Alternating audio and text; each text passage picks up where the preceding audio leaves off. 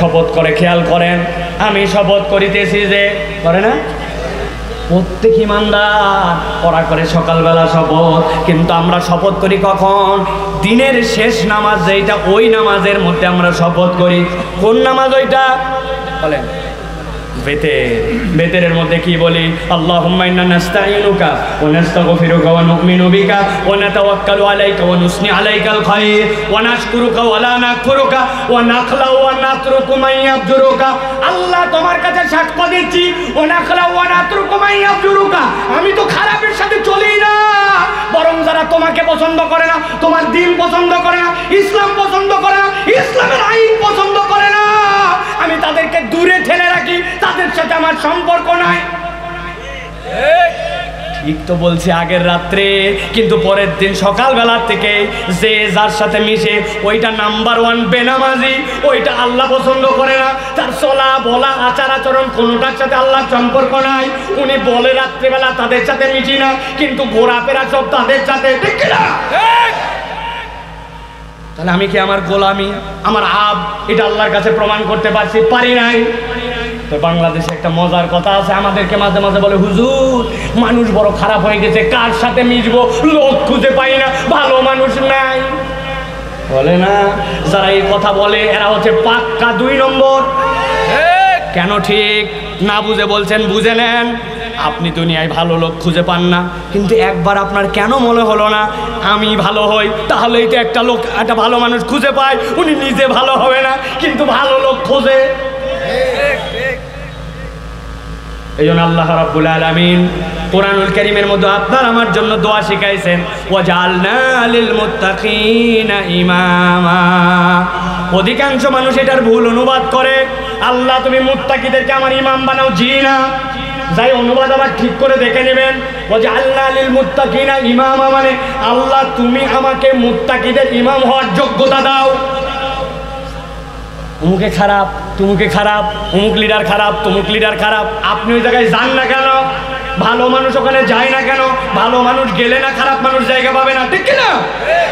এই জন্য আমার আব্বা বলতো, বাবা আমাদের বাসার পাশে নদী, নদীর উপর থেকে এরকম করে ব্লক দিয়ে দিয়ে বাঁধ দিছে, খেয়াল করেন, ব্লকের কোনা অনেকগুলা ভেঙে গেছে, এদিক ওদিক উঠায় গেছে, এখন এই পার দিয়ে রাস্তা, এই পার দিয়ে ব্লক।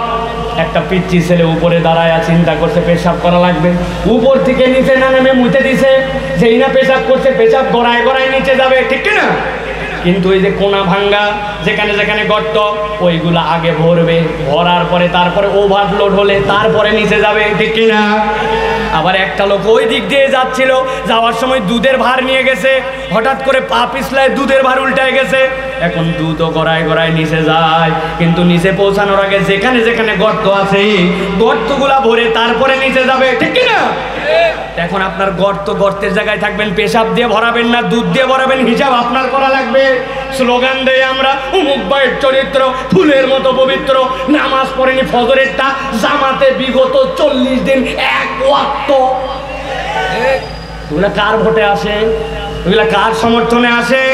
অতএব ভালো করে বোঝেন, আল্লাহর যদি গোলাম না হতে পারি, আমরা আমাদের 1 নম্বর পাসওয়ার্ড খুলতে পারবো না, ঠিক না? এখন আল্লাহর যদি গোলাম হয়, তাহলে এই কথা কার মতো চলা লাগবে? আপনার আমার মতো না, আল্লাহর মতো। কথা বলেন, কার মতো? এই যুবক, তুমি মুখ দিয়ে মিথ্যা কথা বলো, তুমি মুখ দিয়ে গালি দাও। এই মুরব্বী, আপনি ব্যবসার মধ্যে 2 নম্বর করেন, আপনি অনেক সময় দাদনের কারবার পর্যন্ত করেন, নামাজ পড়েন, রোজা করেন, কিন্তু আপনি সুদে টাকা লাগান। কথা বলেন, আছে কিনা? বাপ রে বাপ, এত বড় দাড়ি, লম্বা জুব্বা, দেখলে মনে হচ্ছে আল্লাহর ফেরেশতা নাজিল হয়ে গেছে। পান খাইয়া খিলাল করতে করতে যাচ্ছে, আসরের পরে এক ছেলে যায় বলছে, বাবাজি 1000 টাকা হাওলাত দেন। হাতে টাকা নেই, আমার ছেলের ডাক্তার দেখান লাগবে, বিপদে পড়ছি, 1000 টাকা বললাম, হাতে টাকা নাই। বলছে, মুরব্বী আপনি ভুল বুঝছেন, আজকে মঙ্গলবার, 1000 টাকা দেন, বাইচে থাকলে আগামী শনিবারে 1250। বলছে, আরে বেকুব, মানুষের হাতের টাকা থাকে নাকি বাড়ির চল? বাড়িতে নিয়ে চলে গেছে। যাওয়ার পর 1000 টাকা বের করে দিয়েছে, দিয়ে বলছে লাগলে আরো বল। তোর চাচিও বেকার নাই, তোর চাচিও ব্যবসা করে, তবে যা করবি তাড়াতাড়ি কর। আসরের নামাজ পড়ে আসছি, মাগরিবের সময় হয়ে গেল, জামাত ধরবো। দাদনে টাকা লাগায়া আসরের নামাজ পড়ে এসে মাগরিবের জামাত ধরতে চায়। এরকম মুনাফিক মার্কা দাড়ি টুপিওয়ালা অনেক মুরব্বী মুসলমান নামদারি আছে কিনা? আল্লাহ রাব্বুল বলছেন ওয়াযিকরা লিল আবিদিন, বান্দা তোমার এই দাড়ি টুপি, তোমার এই মুস পছন্দের জিন্দেগি, তুমি আল্লাহর প্রকৃত গোলাম না হতে পারার কারণে তোমার কিন্তু জান্নাতের পাসওয়ার্ড খোলে না। ঠিক না? আপনার মুখ আছে, আপনি মিথ্যা কথা বলেন, আপনি দোকানদারি করেন, মুসলমান ব্যবসায়ী, মুসলমান বলছে আপনি আমার বোনির কাস্টমার। ও বাবা, বোনির কাস্টমার 11টার সময়, অথচ ওই কাস্টমার 10 নম্বর। বলছে আপনি চেনা লোক বলে কেনা দামে দিলাম, জীবনেও দেখেনি, কিন্তু বলছে চেনা লোক, কেনা দামে দিলাম বলে 500 টাকা গলা কাটে ফেলছে। হালাল মাল হারাম ভাবে বিক্রি করে, এইরকম মুসলমান দোকানদার নাই আছে। সাতক্ষীরাই সব আল্লাহর ওলি এসে গেছে।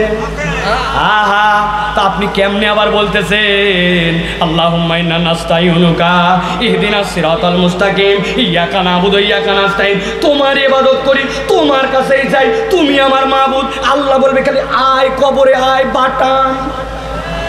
ঠিক কি না?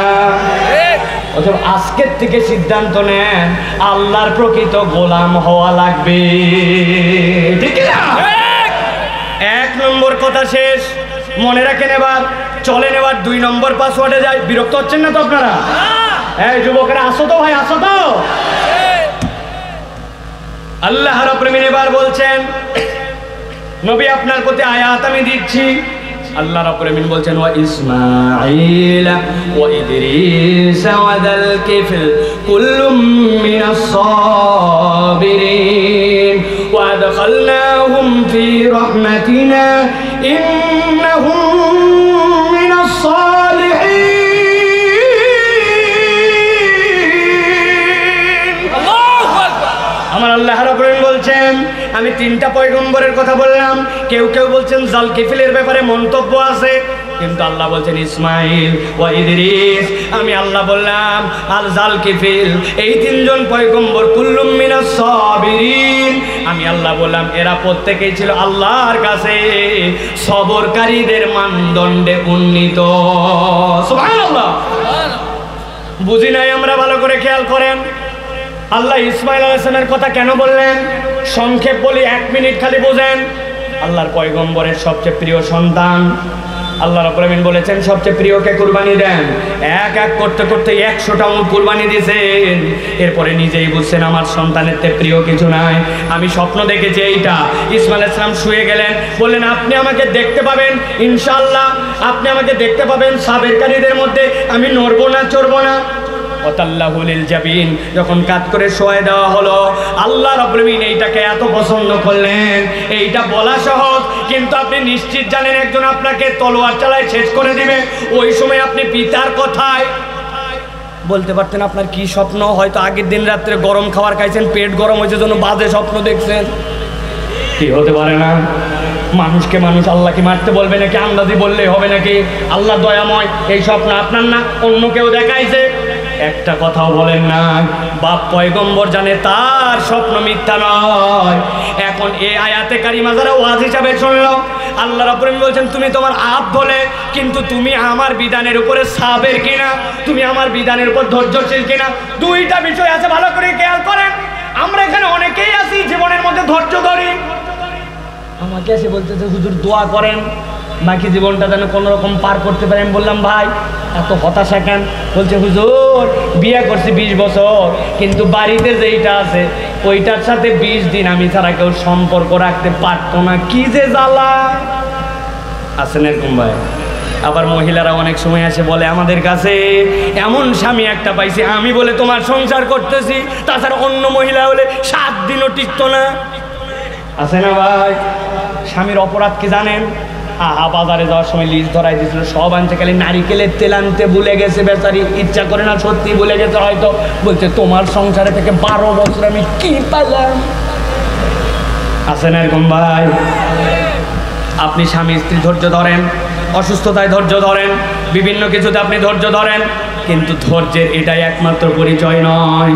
ভালো করে বোঝেন, সবর দুই ধরনের, একটা হচ্ছে সবরুল উলিয়া, আর আমরা যেটা ধরি এটা হচ্ছে সবরে সুগরা। কি সবরে উলিয়া কাকে বলে? সবরে উলিয়া হচ্ছে আল্লাহ আপনাকে যে বিধান দিয়েছেন, দুনিয়া একদিক, আপনি আল্লাহর নির্দেশ পালন করেন, আল্লাহ যা আপনাকে নিষেধ করেছেন দুনিয়া একদিক যাইতে পারে, আল্লাহর নির্দেশ আপনি অমান্য করেন না, এইটা হচ্ছে আল্লাহর বিধানের উপরে ইস্তেকামত থাকা, ওইটাই হচ্ছে প্রকৃত সবর, ঠিক না? কিন্তু আমরা দুনিয়ায় অনেক সবর ধরি, কিন্তু আমরা দেখতে পাই যে আমাদের জীবনে প্রকৃত আল্লাহর জন্য যে সবর ওইটা নাই। সুযোগ পাইলে মিথ্যা বলে ফেলে।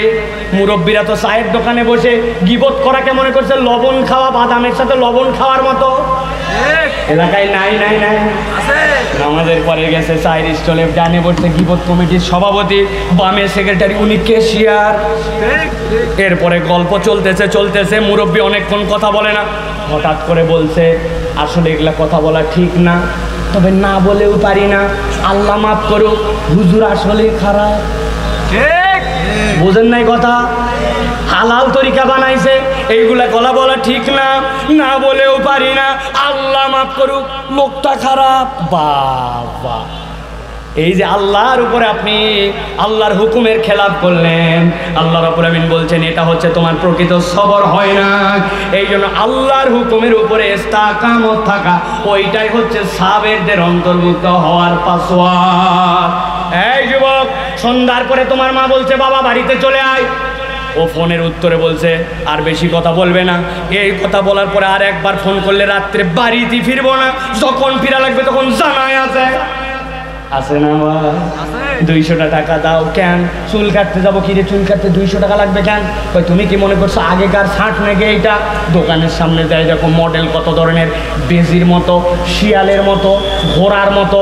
কুত্তার ডায়রিয়া হওয়ার পরে লেজের গু লাগে যখন, এরপরে ডায়রিয়া ভালো হওয়ার পর লেজের গু যখন শুকায় যায়, এরপরে যখন খাড়া খাড়া লোম আর পেছন দিক থেকে চামড়া নাই, ওই কাটো আছে সাতক্ষীরায়, ঠিক মাথার মধ্যে দিয়ে বাড়িতে আসছে। এটা কোনো চুল কাটা হলো নাকি? ভদ্রলোক এটা কাটতে পারে নাকি? বলছে বেশি কথা বলবে না, স্মার্টনেসে তুমি কি বোঝো, বেশি কথা বলে বাড়িতে থাকবো না, ঠিক আছে না?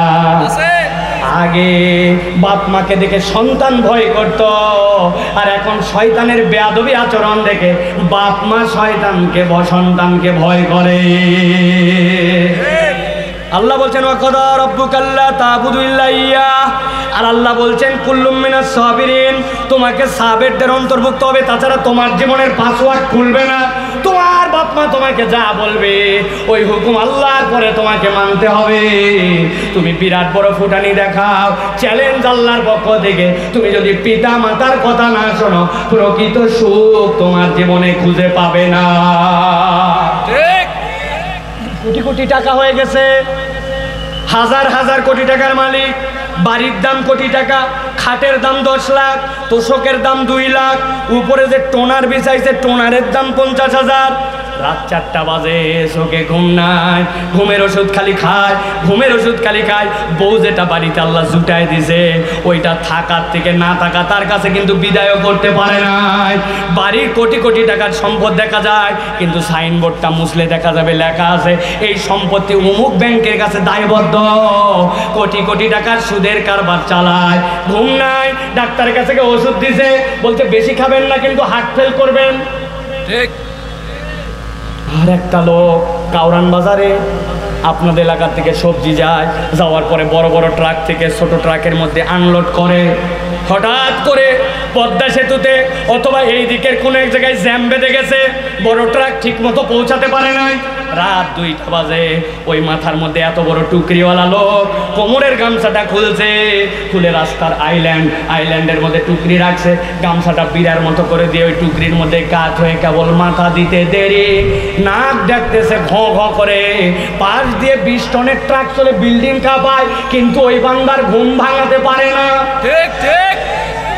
সুখ আপনি বোঝেন নাই, সংজ্ঞাতে মিলাতে পারবেন না। 50,000 টাকা কামাই, 20,000 টাকার বাড়ি ভাড়া, 20,000 টাকা খরচ, প্রত্যেক মাসে সেভিংস 10,000, হঠাৎ করে বাচ্চাটা অসুখ, নিজের অসুখ, ট্রিটমেন্টে গেছে, উল্টা আরো পরের মাসের বেতন নিয়ে ট্রিটমেন্ট করা লাগছে।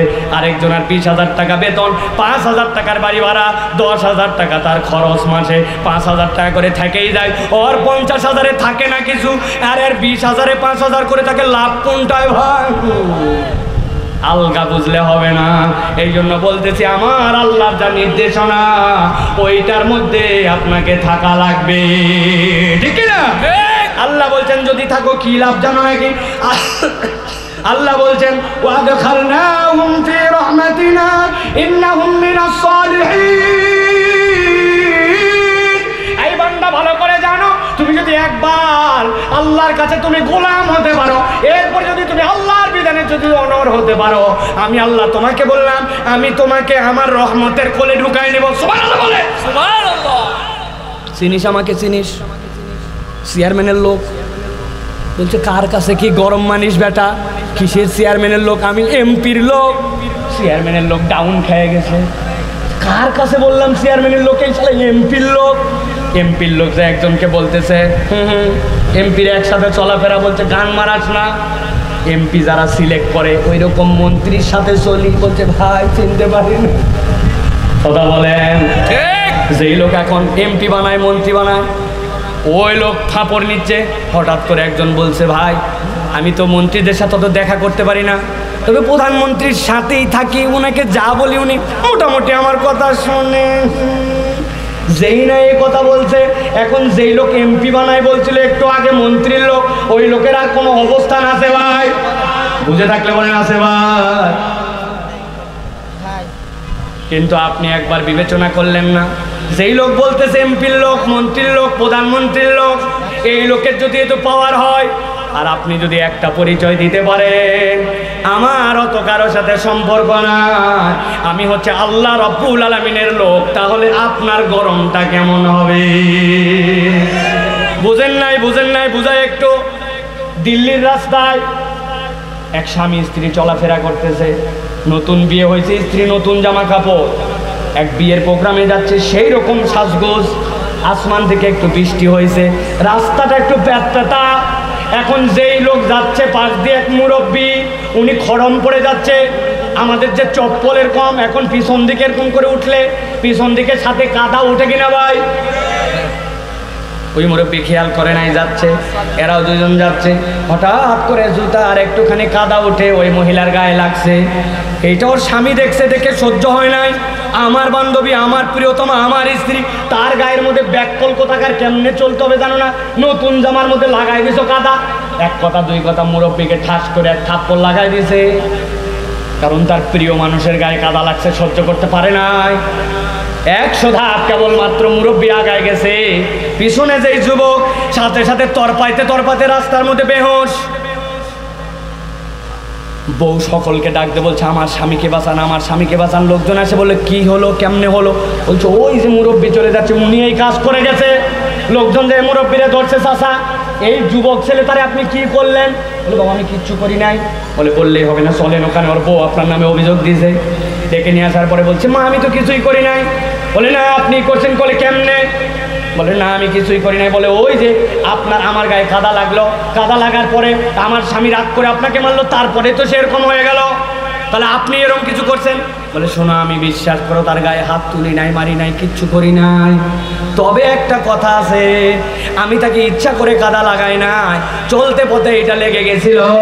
আমার তো দুনিয়ায় কোনো প্রভাব নাই, প্রতিপত্তি নাই, কিচ্ছু নাই। ওর প্রিয়তমা, তার গায়ে কাদা লাগার কারণে সে সহ্য করতে পারে না, আমাকে মার দিছে। মারটা অন্যায় ছিল। আমি আসমানের দিকে মাথা তুলে আমার যে প্রিয়তম মাবুদ আল্লাহ, তাকে কেবল বলছে, আল্লাহ কেমন হলো? আমি কিচ্ছু জানি না। এখন আল্লাহ আমার প্রিয়, আমিও তার প্রিয়। আমার প্রিয় যদি এখন আমার হয়ে কোনো অ্যাকশন নেয়, ওর স্বামী যেরকম নিছে, আমার করার কি আছে? ভালো করে একটা ক্যারিয়ার গঠন করেন, আল্লাহর আত হতে হবে। আর আল্লাহ যদি একবার বলেন ওয়াদখালনাহুম ফি রাহমাতিনা,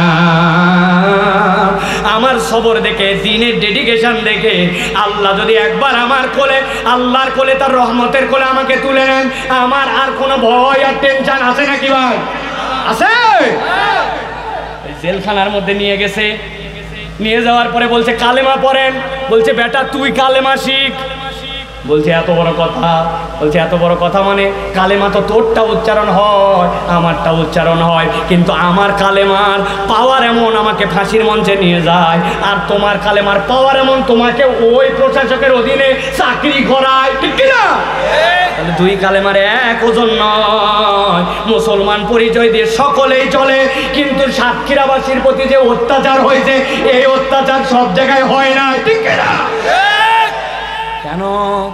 ওই যে আপনি আল্লাহর প্রিয়তম, আপনি যে ইস্তেকামত করেছেন দ্বীনের উপরে, ওইটা বদ্দিনরা কখনো সহ্য করতে পারে না।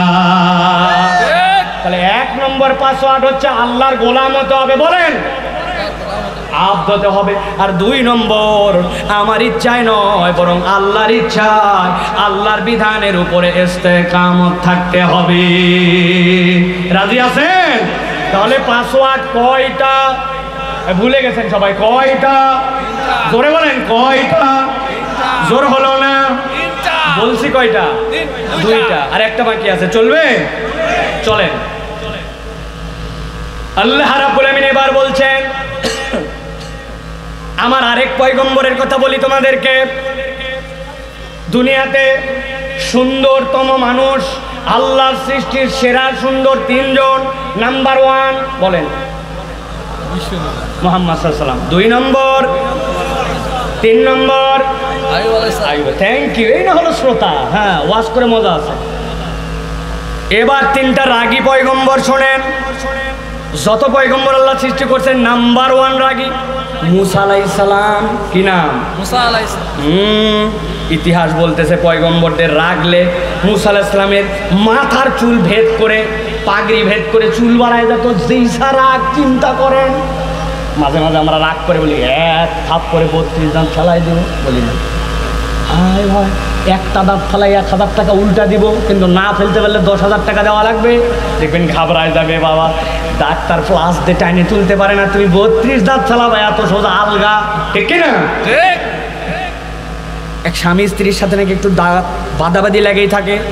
এখন বউ সন্তানকে পড়াচ্ছে, সরিয়া ওই পড়ানোর সময় সন্তান যখন ভুল করছে, স্ত্রী বলছে এক থাপ করে তো 40 দাঁত ফেলাই দেবো। স্বামী বলছে বাচ্চার দাঁত কেবল 8টা, আর তুমি 40 দাঁত ফেলাবে, কি উল্টা পাল্টা বলো? বলছে আমি আগের থেকেই জানতাম, আমি কোনো কথা বললে তুমি ওর মধ্যে ইন্টারফেয়ার করবে, নখ ঢুকাবে, এই জন্য তোমার 32 ধরে নিচ্ছি। কিন্তু এগুলো আমাদের তামাশা, দাঁত 32টা ফেলানো যায় না। কিন্তু মুসা আলাইহিস সালাম এক থাপ্পড় দিছে, জায়গায় একটা ব্রেক, ঠিক কিনা?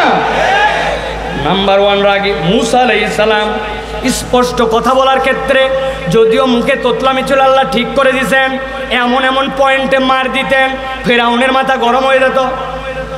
ফেরাউন এসে বলছে যে তুমি যা বলবে তোমার কথা আজকের থেকে মেনে নিব। বলছে সাংঘাতিক ব্যাপার, তাহলে কথা শেষ। বলছে খালি 2টা কাজ করে দেখান লাগবে, বেটা 2টা কেন 5টা করবো না, 2টা। 1 নম্বর, একটা আপনাকে মেরে দেখান লাগবে, যেহেতু আপনি জীবন দেন আর মারেন, একটা মেরে দেখাতে হবে আর একটা জীবন দিয়ে দেখাতে হবে। বলছে এটা কোনো ব্যাপার হলো নাকি? এই জেলখানার মধ্যে যাওয়ার পরে এবার একটাকে ধরে নিয়ে আসো। ধরে নিয়ে আসার পরে জিজ্ঞাসা করছে তোর কি অবস্থা? বলে আমার তো আজকে রাত্রে ফাঁসির ঘোষণা, আমাকে আজকে রাত্রে ফাঁসিতে শুলিতে চড়ানো হবে, হত্যা করা হবে। বলছে কথা ঠিক সবাই। মুসা দেখছো? হ্যাঁ আমি বলে দিলাম, তোর জীবন দিয়ে দিলাম, যা ছেড়ে দিলাম। অর্ধেক পারে ফেলছেন, আর একটা আছে কেবল, কি এবার একটাকে মেরে দেখাতে হবে। এটা ধরো কোনো ব্যাপার না, রে জেলখানার মধ্যে ধরে নিয়ে আয়। তোর কি মামলা? বলে আমার নামে এখনো মামলায় হয় নাই, আপাতত ধরে নিয়ে যাওয়া হয়েছে, সুযোগ মতো মামলায় তোলা হবে। ভালো কথা, তলোয়ার দাও একটা, এক কোপ দিয়ে কল্লার থেকে ধর নামাই দিয়েছে মুসা। একটা দেখছো জীবন দিছে, আর একটা মারে ফেলাইছে। মুসা বলছেন দারুণ ব্যাপার, 90% ক্লিয়ার, আবার 10 কি বাকি থাকলো। বলে যেইটা মারছেন কেবল ওইটার দেহ এখানে, কল্লাও এখানে, আপনিও এখানে, খালি ওইটাকে আরেকবার কল্লা জোড়ায় লাগায় আপনাকে একটু রব বলে ডাকতে বলেন, বেশি বেশি কথা বলে। আছে কিনা? মুসলমানদের সাথে ইসলামীদের সাথে যুক্তি তর্কে পারে না, তখন জঙ্গি ট্যাগ লাগাইয়া দেয়। হুজুর তখন পছন্দ হয় না। বাংলাদেশে একটা পত্রিকা আছে, ওই পত্রিকার নাম হচ্ছে প্রথম কালো, আরেকটা আছে দিল্লি স্টার, ইংরেজি চেনেন? বাংলাদেশের সবচেয়ে ব্রিলিয়ান্ট মেজর, তার নাম হচ্ছে জিয়া। ওই জিয়াউর রহমান না, জিয়া সোর্ড অব অনার পাইছে সেনাবাহিনীতে, তার থেকে চৌকস কোনো লোক আসছে কিনা জেনারেল হতে পারত। এইরকম একটা লোককে যখন দেখছে, ওই বিগত রেজিমের বিপক্ষে সে তো বিপ্লব করতে পারে, সেনাবাহিনীর ভিতরে তো সে একটা অস্থির রকমের পরিবেশ সৃষ্টি করে দিতে পারে। এই পত্রিকা দুইটা মিলায়া সরকার মিলায় তখন খেলা খেলছে। কি খেলা খেলছে? ওরা তখন জঙ্গি বানাইছে। জিজ্ঞাসা করছে পরিবারের কাছে, ওর জঙ্গি হওয়ার কারণ কি?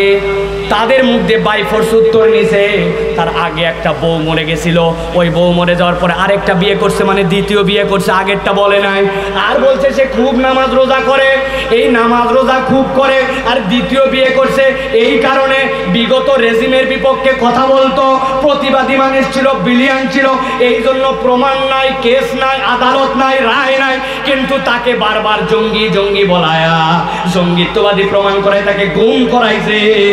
বিগত সরকারের আমলে তারা যেরকম দায়ী, ওই দিল্লি স্টার আর প্রথম আলো একই রকম দায়ী। ভালো করে চেনেন, এরা হচ্ছে মুনাফেকের বাচ্চা, মুনাফেক। এরা এখন আমাদের সমাজের মধ্যে ঢুকে আছে, ওরা খালি আমাদেরকে সুযোগ পালে আবার কামড়াবে। এই জন্য এই কামড়ের আগে এদেরকে কেবলমাত্র 20 দাঁত ভাঙলেই হবে না, এদেরকে দুনিয়ার থেকে বিদায় করে দিতে হবে। দুনিয়ার থেকে বিদায় মানে কি? দুনিয়ার থেকে বিদায় মানে তার যে দুনিয়া আছে, এই দুনিয়ার থেকে বিদায় মানে মাইরে ফেলে বিদায় করতে বলি নাই।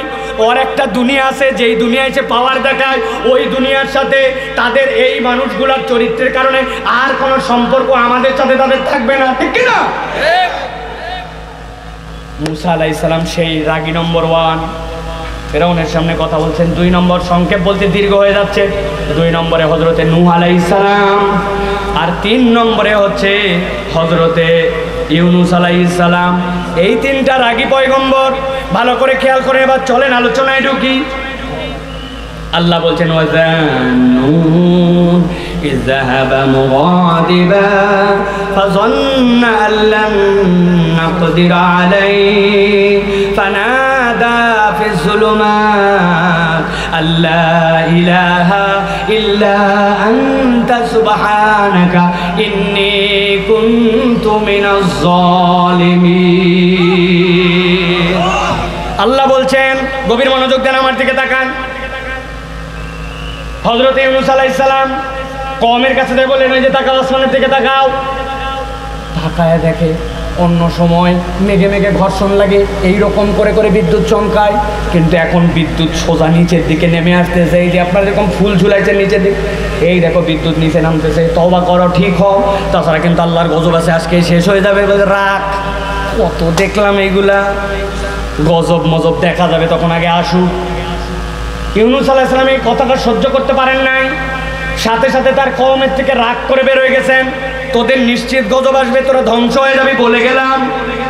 আল্লাহ তাকে বের হয়ে যেতে নির্দেশ দেন নাই, কিন্তু ইউনূস আলাইহিস সালাম রাগের মাথায় বের হয়ে চলে গেছেন। আল্লাহ বলছেন, যেই না ইউনূস বেরিয়ে গেল, সাথে সাথে ইউনূসের কওমের যত লোক ছিল সব লোকেরা মাঠের মধ্যে এসে জড়ো হলো। জড়ো হয়ে দেখলো সত্যি তো আসমান থেকে এরকম করে নেমে আমরা ধ্বংস হয়ে যাব। সকলে বলো আল্লাহর কাছে তওবা করো, আর কান্নাকাটি করো। অন্তরগুলা শক্ত হয়ে গেছে, চোখে পানি আসে না। মুরব্বীরা বুদ্ধি দিল, যত কোলের শিশু আছে আর ছোট ছোট বাচ্চা আছে সবগুলাকে মধ্যে ফেলে দাও, মারা সব বামে যাও, ছেলেরা সব ডানে যাও। এখন মুরব্বীদের কথা মানতে হবে, গজব যেহেতু চলে আসতেছে। হাজার হাজার শিশু মধ্যে এই মায়ের কোল হারা হওয়ার কারণে তারা পাগলের মতো কাঁদতে শুরু করলো। বাচ্চা যখন কাঁদে, মা তখন পাশ থেকে দেখে বলতেছে, কোলে নিয়ে মরলে আমিও মরতাম, বাচ্চাও মরতো, কিন্তু এই বাচ্চারে নিচে রাখে কেমনে আমি সহ্য করব। মাও কাঁদে, বাচ্চার কান্না, মায়ের কাঁদা দেখে ছেলেরাও কাঁদতে শুরু করলো। মুরব্বীরা বললো, এখন ওই কান্নার সাথে আল্লাহর কাছে বলো, আল্লাহ আমাদেরকে মাফ করে দাও। আল্লাহ বান্দাদের এই কান্না দেখে, নিবেদন দেখে আল্লাহ রাব্বুল আলামিন ইউনূস আলাইহিস সালামের কওমের উপর থেকে গজব উঠায় নিলেন। আল্লাহু আকবার। ইউনূস আলাইহিস সালাম তো এই কথা জানেন না। ইউনূস আলাইহিস সালাম চলে যাচ্ছেন, একজন যায় বলছে, তোমার কওমকে আল্লাহ মাফ করে দিছে। ইউনূস আলাইহিস সালামের কওমের বিধান ছিল, কেউ যদি মিথ্যা কথা বলে আর যদি প্রমাণ হয়ে যায় তাকে তার ধর থেকে কল্লা আলাদা করে ফেলা হবে। ইউনূস আলাইহিস সালাম মিথ্যা কথা বলেন নাই, কিন্তু আশঙ্কা করে ফেললেন যে এখন যদি এই কাজ যেহেতু হয় নাই, ওরা যদি আমাকে ধরে আর মৃত্যু প্রমাণ করে শেষ করে ফেলে, পালা। ইউনূস আলাইহিস সালাম পালাচ্ছেন, পালায় পালায় যেয়ে নদী বেঁধে গেল, উঠে পড়লেন এক নৌকার উপরে। আল্লাহ বলছেন ফাযাল্না আল্লান নাকদিরা আলাইহি, আমার নবী মনে করছিলেন আমি বোধহয় তার খোঁজ খবর তার পর্যন্ত যাব না। মুফাসসিররা ব্যাখ্যা করছেন এর দ্বারা আল্লাহ বুঝাইছেন ওই যে মেঘ ছিল তার কওমের উপরে, আল্লাহ ওই মেঘকে তখন ইউনূস আলাইহিস সালামের নৌকার উপরে পাঠিয়ে দিলেন। নিচের পানি থই থই, নৌকা প্রায় ডুবেই যায়। নৌকার যে মাঝি সে বলতেছে এরকম বিপদের আগেও হয়েছিল, বাঁচার উপায় আমার জানা আছে। আরে ব্যাক কল, তাড়াতাড়ি বল। জানা আছে বলার দরকারকে বলছে, যদি বাঁচতে যদি কেউ চাও তাহলে এর মধ্যে থেকে যে কোনো একজনকে এই নদীতে ঝাঁপ দিয়ে দেওয়া লাগবে, দিলে আল্লাহ বাকিদেরকে হেফাজত করবে। এর আগেও এরকম হয়েছে। তুই ঝাঁপ দে ভাই। আমি ঝাঁপ দেবো মানে কই তোর বয়স 70 হয়েছে, আমার দাদা 100 বছর বাঁচছে, আমার আরো 30 সম্ভাবনা আছে, তুই ঝাঁপ দে, তুই দে। একজন আরেকজনকে ঠেলে, কেউ ঝাঁপ দিবে না।